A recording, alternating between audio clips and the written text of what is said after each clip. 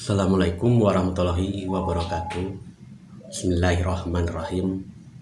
Alhamdulillah, puji syukur kehadirat Allah Subhanahu wa Ta'ala yang telah memberikan kita segala nikmat-nikmatnya, baik nikmat lahir maupun nikmat batin, terutama nikmat keluar masuknya nafas ini.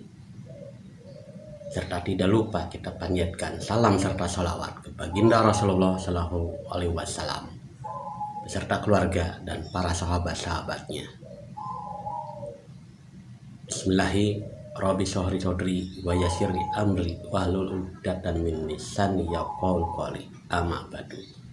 Alhamdulillah, pada saat ini pribadi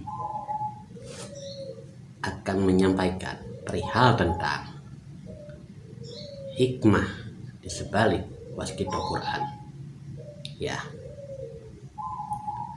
Karena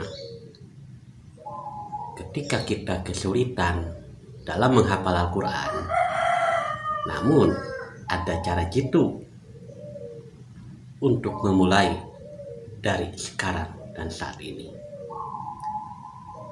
Dan cara waskita Quran ini efektif membuat kita sedikit demi sedikit menguasai satu persatu ayat Allah tersebut, yaitu dengan menunaikan segala amanah Allah yang tertuang di dalam tanda-tandanya, yaitu ayat-ayat Al-Quran itu.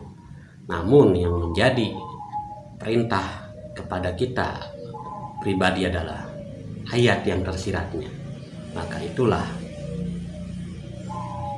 tanda bagi orang-orang yang beriman. Maka itulah perintah ataupun amanah yang harus kita tunaikan sebagai hamba yang beriman dan bertakwa hanya kepada Allah Subhanahu wa Ta'ala. Ya. Baik. Kenapa di dalam waskita Al-Quran itu banyak hikmah dan lebih eliknya adalah mukjizat? Karena Al-Quran adalah mukjizat Rasulullah Shallallahu Alaihi Wasallam. Baik. Hafalan Al-Quran bukan kita untuk dihafalkan atau dibaca ayat per ayat. Ya. Namun di dalam belajar waskita Quran, kita itu membuka secara acak surat Al-Quran. Nah, namun hal pertama yang mesti kita lakukan adalah mengikhlaskan, niatkan dalam mempelajari waskita Al-Quran, yaitu hanya karena Allah Azza wa Jalla semata. Baik. Kenapa? Dalam belajar waskita Quran terkandung hikmah dan mukjizat di dalamnya. Ya. Saat kita tertimpa bencana, terkadang kita tidak sadar bahwa setiap cobaan yang kita alami selalu ada hikmah di baliknya. Itulah sebenarnya. Bahkan kita lupa diri dan mengumpat dengan apa yang kita alami, seolah-olah kita makhluk paling menderita. Kita lupa bahwa Allah Subhanahu wa Ta'ala adalah sebaik-baiknya pelindung dan penolong, sebagaimana sejumlah tanda yang ada di ayat-ayat suci Al-Quran.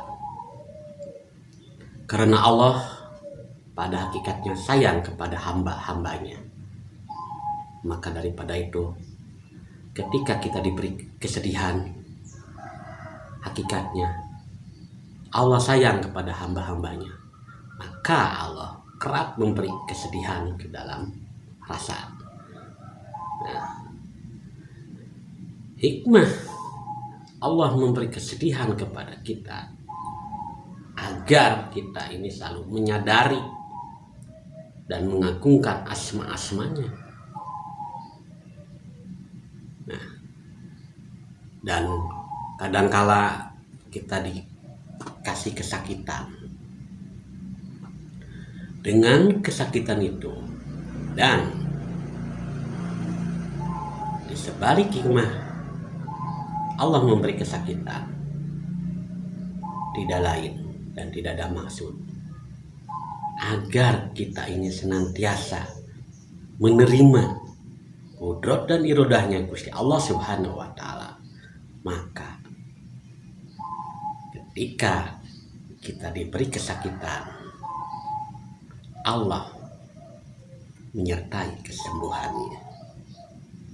Dengan kesakitan yang Allah berikan kepada kita, kita terima rasa sakit itu, maka Allah akan mencabut dan menyembuhkannya dengan izin dan kehendaknya. Ya. Kadangkala kita di dalam kehidupan sehari-hari selalu mengalami kehilangan, baik kehilangan secara materi maupun non materi.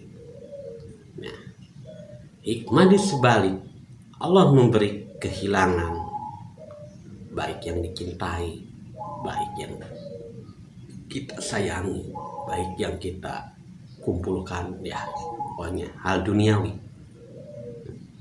Nah, ketika Allah memberikan kehilangan, hilanglah bahasanya raib.